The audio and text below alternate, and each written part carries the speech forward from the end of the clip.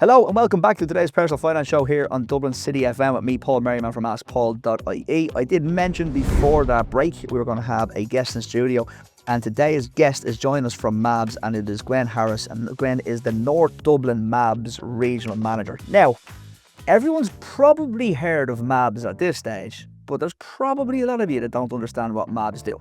So we're here to demystify it, Gwen. So take us away. And firstly, you're very welcome to the studio. Thanks for coming into us. Oh, thanks for having me. And just to say, I know you say everybody's probably heard of MABS. Unfortunately, not everybody has heard of MABS. Okay. I thought you would have heard of them, not what you did. Maybe a bit of both, but yeah, there are still some people who haven't heard of MABS. Well, okay. Unfortunately. Well, let's use today's show to get the word out there, because to me, what MABS do is a vital role in financial planning, even though it's at the end of the scale that most people don't want to be in, and it's not a nice place to be. So I hope that today's show is going to ease some concerns from people and give them some really clear, plain English advice. But yeah, let's start off. What is MABS and what do you guys do? Okay, so MABS stands for Money Advice and Budgeting Service. We love an acronym, so it's just easier, it's quicker. But what we are is we are the state's free, confidential money advice service. And what is a money advice service, I suppose? But so what we do is we work with people who are currently in debt, so maybe struggling to pay a bill or rent or otherwise. And then we also work with people who are at risk of falling into debt. So we don't necessarily you don't have to have arrears to work with MABS. And the supports that we would give people is that financial planning piece. But we would take a little bit of a holistic approach. So we're looking at, why did somebody come to be in the difficulties that they're in today? So is there anything that we can do to improve maybe their income or otherwise? And then what's their plan? What's the best plan for them to regain control? Yeah, and in fairness, I think like what we would do with clients, you're kind of in that coaching game as well, really, aren't you? So it's not just about solving the problem, letting them back out the door because they're going to make probably the same mistakes again. It's kind of getting to understand what went wrong, how it went wrong, and then, that coaching piece, which is brilliant. And it's interesting then, because most people that we meet, they're in the situation because of something that happened to them, rather than something that they did. So even down to the happiest time of your life, having a baby. Yeah.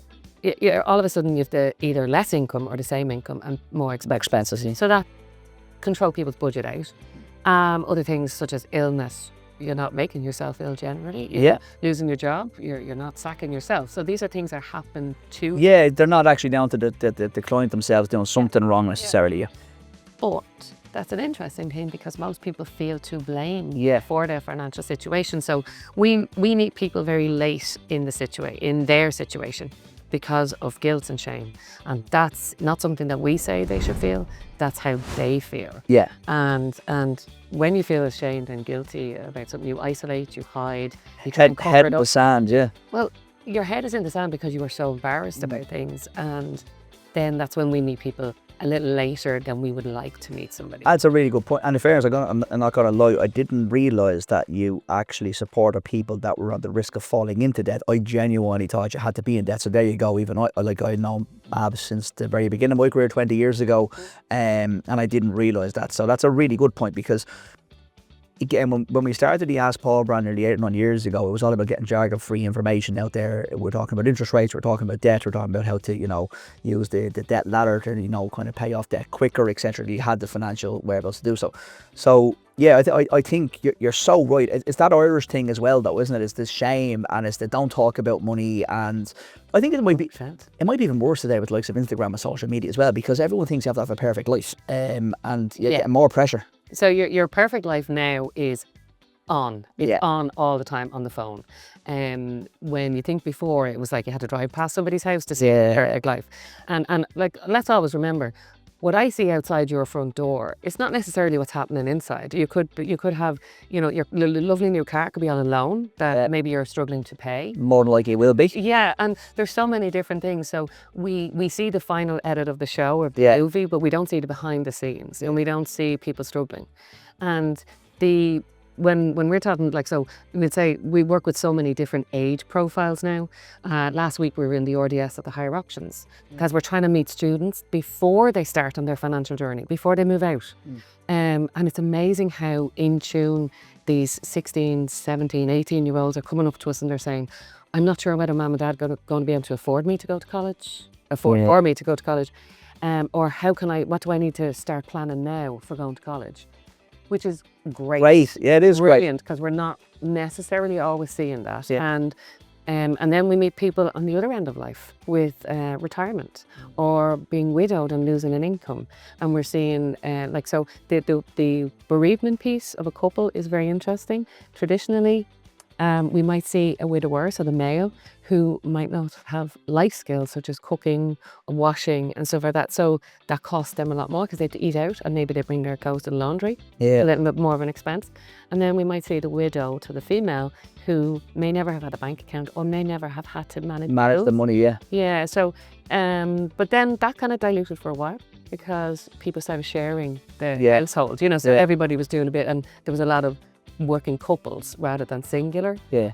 But it's slightly changing a little bit more again because we have a lot more maternity and paternity protections. Yes. And people are taking more time off. Yeah. So it's, it is, the dynamics are changing, but right. the support is still needed and is still there, which is vital. I think a good point you made as well about the students. I do find that the students these days are a little bit more financially intuitive than even I was going around 30 years ago, but I think or 20 years ago, I'm going to have a hard time there. 20 years ago. I think it's down to social media again. Like, we get a lot of teenagers and maybe early 20s reaching out talking about investing, and because they're looking at social media and American content, UK content, and they're talking about budgeting, and they have like Revoluts, and they have different accounts in Revoluts, wallets, etc., and all the usual stuff. So I think it's great. I think financial planning is way more accessible than it was even 10 years ago, and I definitely think social media, we've taken advantage of that, but social media has definitely helped. Let's get into, can we talk about a couple of case studies? I'm not going to mention anyone's names, but I think what's so interesting here is right away from someone that can't pay a bill, right away to someone that's struggling to pay their mortgage.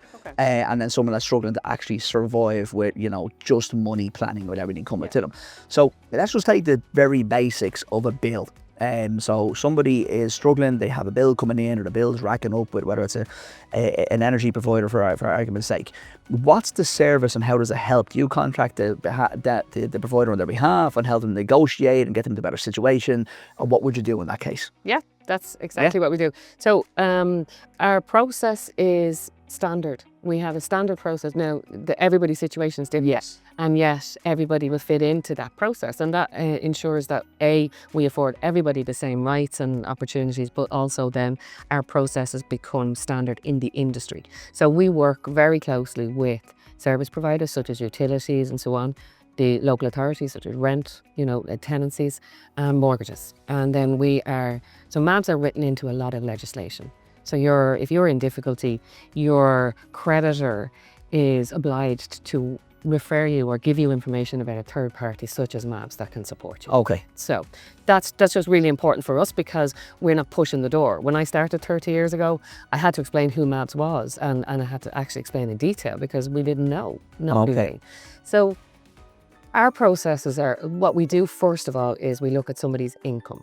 So this will be something that you'll do as well. We look at their income, but income down to, so many people don't know their entitlements in social welfare. So the last couple of years, I suppose the last 3 or 4 budgets, national budgets, we've got increased social welfare or income supports for working families, which was great as well. Yeah. So, I think in the 22 budget that was announced on the 1st of January 23, 80,000 people more had an entitlement for a fuel allowance that didn't on the 31st of December. Yeah. So we've had a lot of changes and people don't know because you assume I'm working. I don't get anything. Yeah.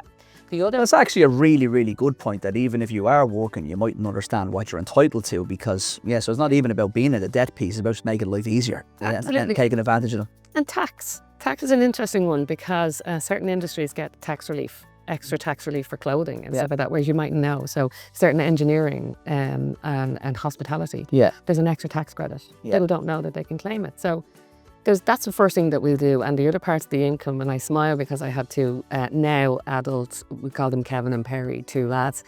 Adult contributions at home, big piece, really a big piece, where so many people have family, like sons, daughters, whatever, living back at home and they're not contributing. They're not Yeah, it's madness. It's crazy. It's crazy, yeah. And what we see is people on maybe on a pension, on a reduced income, and providing for an adult child who's working. So that's something that we'd have that conversation about. But how to have it maybe as well, nearly more important, yeah. So we realise their income first. So we help them to make sure that they have all their income supports. And then after that, it's a budget. And everybody gets kind of scared about a budget. So a budget is the basics of, it's a story about the money that comes into my house and where I spend it, where it goes, what do I do with it. The good thing about a story, because any story is there's an author, and generally I'm the author of that story, and there's some parts that I can't, but there's some parts that I can change. And that's what we'll talk about. So we don't give somebody their budget, and that's a really important part. Yeah. We work with somebody for them to design their budget. Create their own budget. Exactly, because we all have small changes or differences in our budgets. And if I give you your budget, how I think it should look, it might not work out. And it's important that we protect somebody's, that they have dignity, within their budget. So when we're working through the budget, we're looking at all ways that we can maximise the income as well by reducing spending. Small things sometimes, even down to a new energy provider. Big one. Yeah. We're very loyal. Irish people are very loyal to... I'm not going to call it loyal. I'm going to say a little bit lazy and a little bit of inertia and a little bit of I don't know what to do. There's a load of things wrapped into that, but yeah, we don't do it enough compared to the UK or the US in particular. We're so bad at switching. Absolutely, and okay, it looks kind of daunting, it does. Yeah. But like we say, my mom's era would be loyal. Yeah. That's their ideal is, oh no, that's always been my provider, stay with them. You're, and I'm not picking on any provider, but your energy provider, your phone provider, your TV, satellite, whatever it is, you have to ask them for the best deal. And if they're not the best deal, you go to somebody else. If they're giving you the best deal, then you might look at moving. Yeah. That could be the first thing that we look at with somebody. And the other thing is then with Kevin and Perry, I've often gone home and the windows are open, the heating's on, and they're in shorts. And I'm I'm actually heating the back garden at this stage. And we'd look at, so you'd have your energy efficiency. So we'd have like what we would consider maybe an ideal or an average cost or utility cost for certain houses. When it gets above a certain amount, we're not questioning, but we're just saying, what's happening. It looks a little bit out of kilter. Yeah, very good. And so then when we come down to it, then when you're talking about somebody coming in with a utility, a loan, it doesn't matter what arrears they have. The first part of us is working that budget to see how much do you need to live on a week and to maintain your family and to maintain your usage. And then after that, we're looking at, okay, this is how much you can afford to pay for your arrears, and then what other debt solutions are there. Very good. That's not possible if there's nothing for debt repayment. Right, okay, great. Do you know what? As you're talking, it's for everybody though. Everything you've just said is what we would say to clients from a budgeting point of view.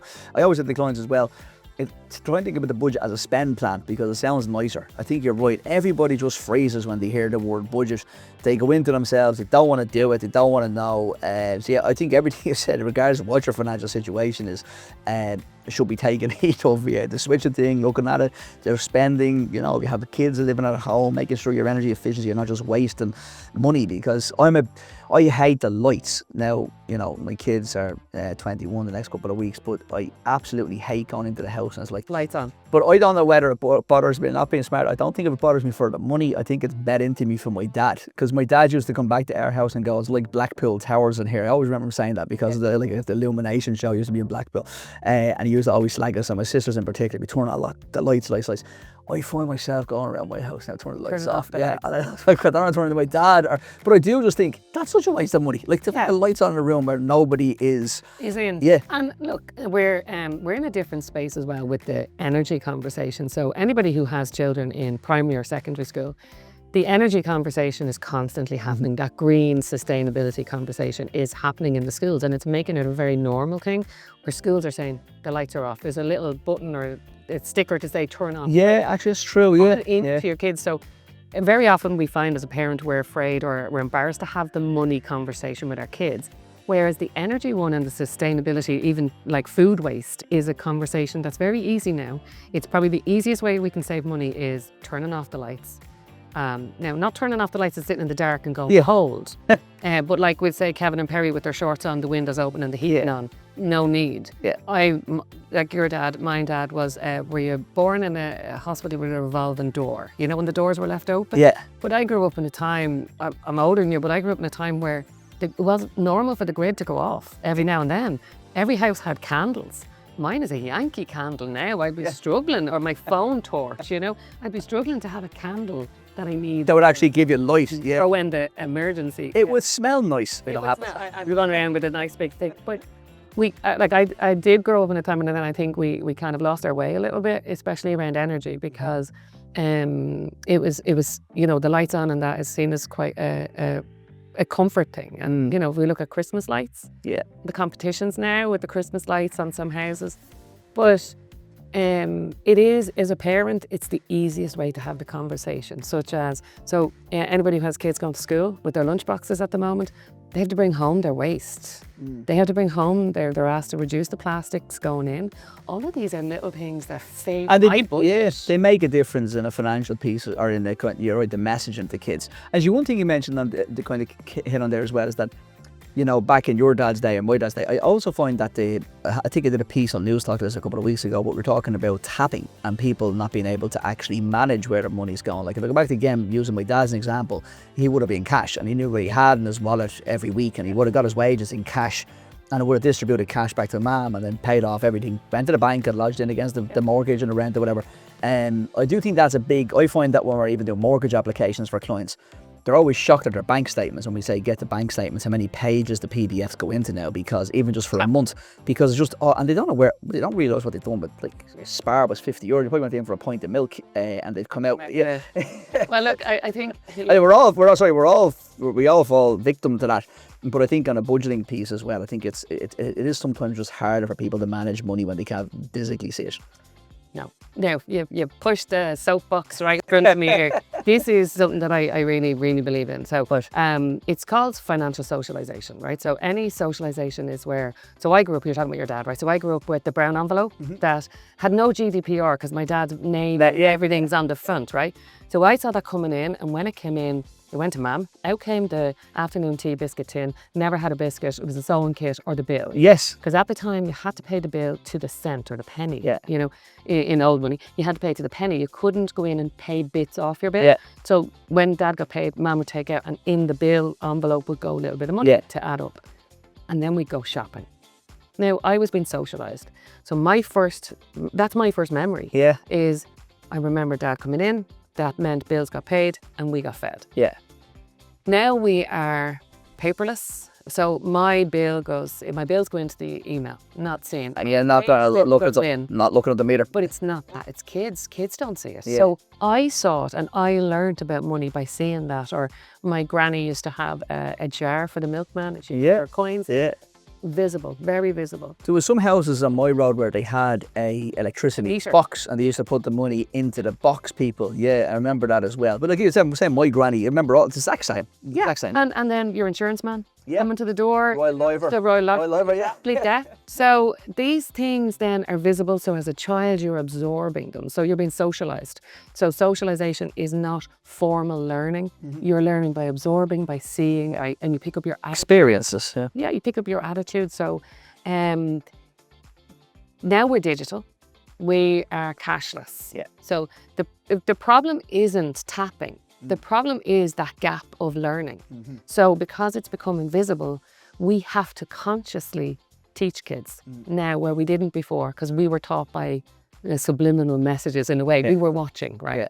So this is the gap, and I think that we have to be very, very conscious as parents, as adults in children's lives, whether you're an auntie, a granny, whatever, that you're looking at it and you're saying, okay, I need to talk now about money, whereas you didn't have to before because it was there. It was just there, yeah. So if you think your bill is in your email, your wage slip is in your email. Kids don't see any of that now. Nothing. So one of the things that we have in MABS is we have a calendar, right? And it's stickers. So it's not numbers. It's not. So your number and my numbers would be different in our budget, but this is just a sticker to say, and it has every month, you put a sticker to say, house, I have to pay rent. Light bulb, I have to pay my electricity, gas, And it's bringing that visualization back for kids. That's a great tell idea. people to just put up the calendar. You don't have to say what the number Where is. can you get the calendar? You can get them from MABS. Where can you get them on the website, or where do you get them? Drop into MABS and get one? You can go into MABS, you get one. You can get one from. I'm going to do that. That's a really, really, really good idea. From our national helpline as well. Great. And but what it is just making money visible Yeah, again. it's a really, really, honestly, I think it's a really good idea. I love it. Yeah, and that's what we need to do, is bring it visible again. And it's not a scary bedtime story. Oh, look at the electricity bill. It's more it's the social proof of it. Yeah. See, when money and debt isn't talked about, it becomes shame and guilt, and it becomes a dirty word. And that's then when people go inside themselves when something's going wrong, because we don't talk about it. Yeah. Actually, we talked about that as well. I always say this about when I started the page first on Instagram or Facebook back in the day. I used to always say that Irish people, when it comes to money, we don't speak as much as they do in America or anywhere else. Like in America, you can go to a dinner party and discussing salaries and discussing everything to do with their investments, their trust accounts, everything gets taught. I remember we had a speaker of an event we did, Moira, I can't remember her second name, I'll put it up on Instagram later. She had a really good book that was all about psychology of money, and it was talking about how the amount of NFL players that go bankrupt, I think it was nearly 70% of from memory go bankrupt a few years after retirement. These are guys that would be in their millions because they didn't know how to budget, they didn't know how to just handle the money. But also the conversation was that in America, they don't get health insurance and they don't get pensions. So everyone is terrified of having nothing. Yeah. I'm not trying to say we've a comfort blanket in Ireland, but we know you're kind of always somewhat looked after a little bit by whether it's the dole or whether it's any of the social welfare payments like children's allowance or even the state pension. And it's kind of given us a thing where we're never really on our own. Where in the States, they're on their own from the time they're born. I mean, to get it like the college debt. Look at the college debt in the States compared to here. I thought it was a really good kind of, an experience and difference in the US and here, and that because they have nothing over there, they fight for from the time they're 18. They're taught to invest, to get their own health insurance, and they're so money focused. But yeah, going back to the social proofing thing nearly is that kind of social element of it. If you're not showing kids what they need to do or how to do it, they're never going to stand a chance. It's not even about, I'll flip it, it's not about even trying to keep them out of debt. It's about, again, making sure that maybe on that board is our investment or our pension is there, and and been explaining what they're doing, our savings. So it should be kind of both, because okay, we don't want to keep people out of debt, but also you want to make sure people are doing the right things as well throughout that financial planning journey. And it's about getting, you work hard for your money. It's about getting the best out of your money and making your money work for you. And even say recently, my big bugbear last year was the introductions, the charge for a paper bag when you go into the shop. And it's so, I know it seems silly and it probably sounds like your one in MABS is a bit mean, but it really drives me mad paying 60, 70, 80 cents, €1 for a paper bag that I'm going to bring home and put in a brown bin or green bin anyway, So it's silly little things like that. They all add up. And if you think about Christmas, if you go from shop to shop to shop and you pay for a paper bag in every shop, and then you're coming home and putting it in the bin, you might as well just open the bin and throw a fire. 100%, yeah. So it's about being savvy. Now, we did get to a stage where, there's some things are okay. Some people go, over your top. Oh, this old thing. Penny son. $5. Penny son. So we love a bargain. But it's almost then as afraid to talk about budgeting because it seems mean. So if you budget and you watch where your money is going, you seem mean. Yeah. Whereas actually, no, sorry. It should be, the should be proud of it. Yeah, it should be proud of working for your money. So the walk of shame kind of thing. So I'd say there is a walk of shame to a MABS office, where I would love it to be a stride of pride to a MABS office to say, I want to get in control of my finances, or to a page like yourselves or a company like yourself.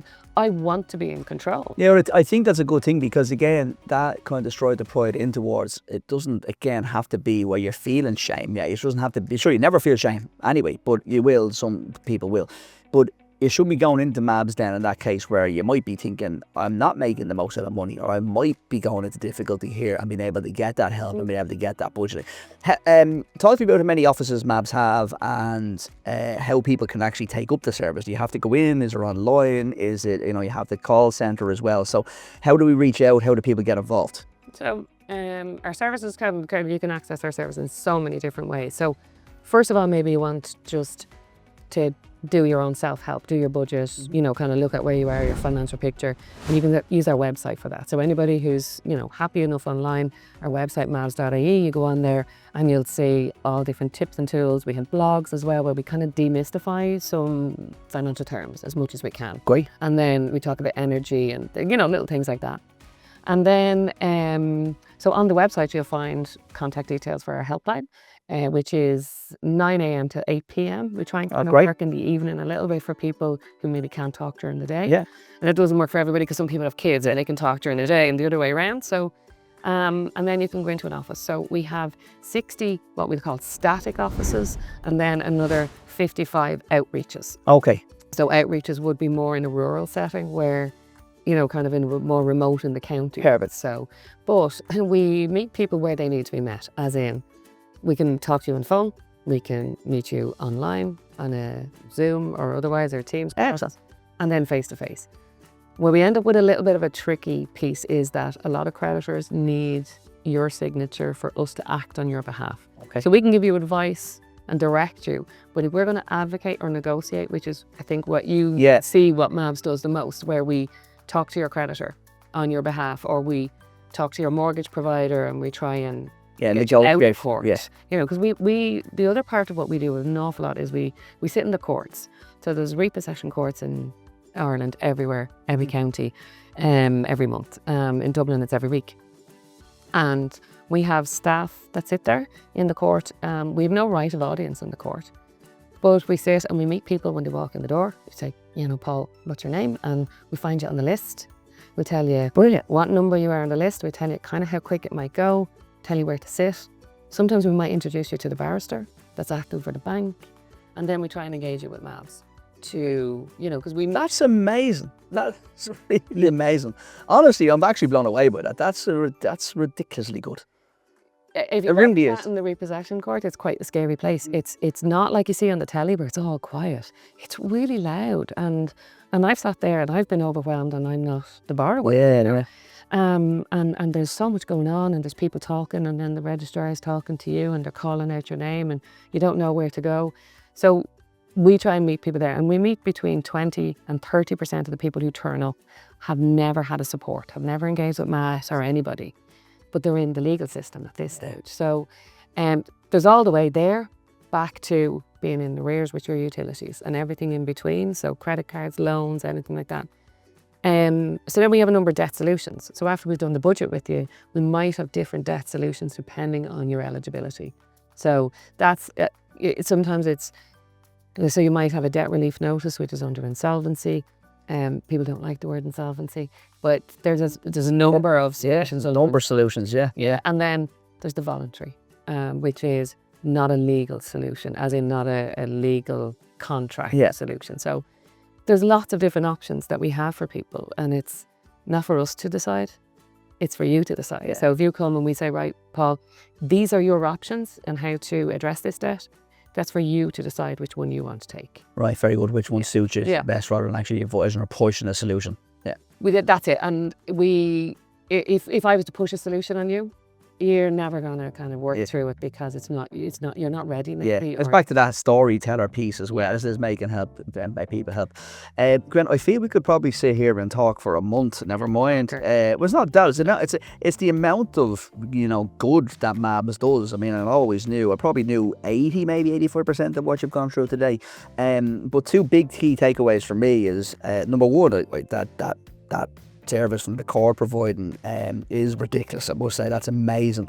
But if you don't have to be in debt to get to MABS, and you don't have to be looking for that kind of debt solution, it can be right the way up to that simple budgeting and right the way through to the negotiation if needs be. I'd also encourage anybody, the calendar is such a good idea to be able to show households and show kids and be able to have a conversation around what it is. You're right, it's not the big scary bill or the big scary mortgage. And I think it's a good thing for kids to see what, you know, when dad or mum are out at work all day, where it goes and what happens to that money as well. I think I'd encourage anyone to drop into a MABS local to you, find out on MABS.ie and get one of those calendars. I think it'd be brilliant.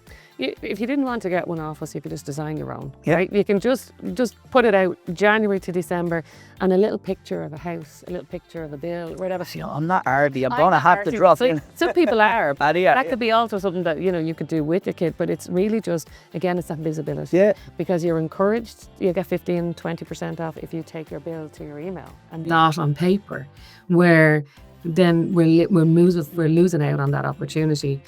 And if you do get your bills to your email, every now and then, print it off if you can. If you have access to a printer, print it off, and just bring it home, leave it on the table, and let people see that there's a bill, because it's not kids' fault when we don't see transactions, in the house. But just come back on one thing that I meant to say to you earlier on. You were talking about tapping, Yeah.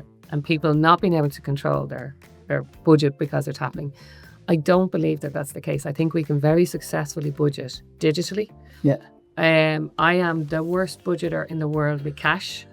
Are you? 100%. I'm broke. I'd be completely the other way. No, I tap every time, every day nearly.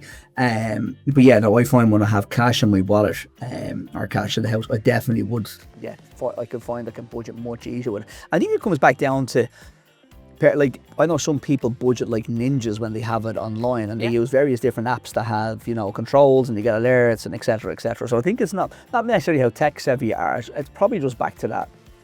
It's a personal preference. You should be able to budget with both, by the way. I'm not saying Absolutely. But I do think when someone comes around to us and they're finding it difficult, where they don't know where their money is going, I think I always say, look, take the cash out for a week or two and just get used to, when you open your wallet, you've only got X amount left. I think it's that you just get caught up in life and caught up in, and you're not checking it every day either, so it's a bit more difficult. And I'd say to people to ask for a receipt for everything that they get, whether they pay cash or not. Yeah. And then at the end of the day, you can sit down and do it. I have alerts on my phone, so when I tap, right, so I tap for my coffee this morning on my way, and I got one to say I'd paid, and 5 minutes later I get another one, because you can put a delay on some of them. Okay. Yeah, so I have my notification coming in 5 minutes later, so I get 2 notifications to remind me that I've tapped my phone, Right. which is really kind of hammering it home again, where writing it down could be the same thing. So I'm just reminding myself that I'm spending. Yeah, I think even setting that daily limit, where you can say, right, I can tap to X amount, or I can spend X amount. I only have an account. I think when people are tapping, it's a good idea, because I think everybody uses Revolut at this stage, just trying to transfer money from your main bank account into Revolut and say, right, there's the 200 quid for the week or the 50 quid for the week, whatever it is. And then you need to know when it's tapped out. Oh, I need to put more in. So you're making more conscious the effort to put more in. And as Wednesday, you're kind of going, well, that didn't go to plan. And the same way I said earlier that everybody's budget is slightly different in how we do our budgets. How I spend and my triggers for spending and how I'm able to emotional, whatever it is, boredom. I am a doom scroller, so I will end up down every rabbit hole of TikTok and everything else, and I'm like, oh, look at that, I'm triggered by online spending. Yeah. So, but I know that, and it's just about knowing it. My wife, when I come home, says there's a parcel there from DHL. I go, oh, what did I buy this time? Like, I don't even remember, because you're down that rabbit hole and something grabs your attention because of a good ad. You go, oh, that'd be really cool. I'm a bit of a nightmare for that. Yeah, that's me. But I need to know that. Yeah. And then so if you know that you're triggered by spending, emotionally or otherwise, or you're tired, then just know that and be aware of it. And this is a strange time of the year, Christmas, and so November and December, we buy the most takeaways in Ireland in those 2 months. We're coming home, we're tired, it's dark, it's the late nights, the dark's getting, yeah. So, it's just knowing that and maybe being prepared, because we can make savings without feeling mean. We should feel proper savvy and in control of our money all the time. Yeah. And if you're spending it on a takeaway, grand, just know you're spending. Just know, have it in that budget. The budget. Yeah, have it in the budget. Yeah, have it in the budget.